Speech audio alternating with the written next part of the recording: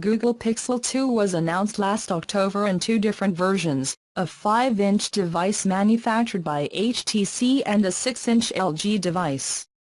Unfortunately, both phones had a somewhat rocky start, with the larger device seemingly plagued with faults.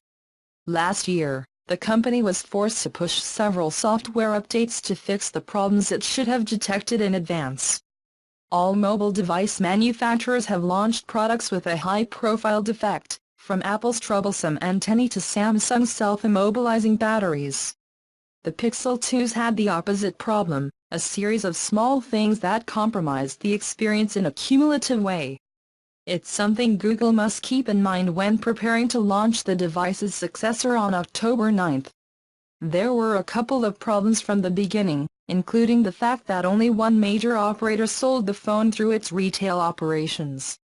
You can buy a Pixel 2 on Verizon or on Google's own platform, Project Fi, which made it a bit harder to reach. Since then, Verizon has withdrawn the phone from its online store, probably in anticipation of its replacement. The design of the phone was also somewhat disappointing, and in our review we said that the phone was square and out of date.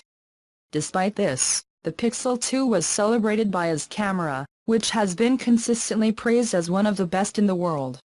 We describe telephones as very impressive interpreters that would quickly become a camera for smartphones.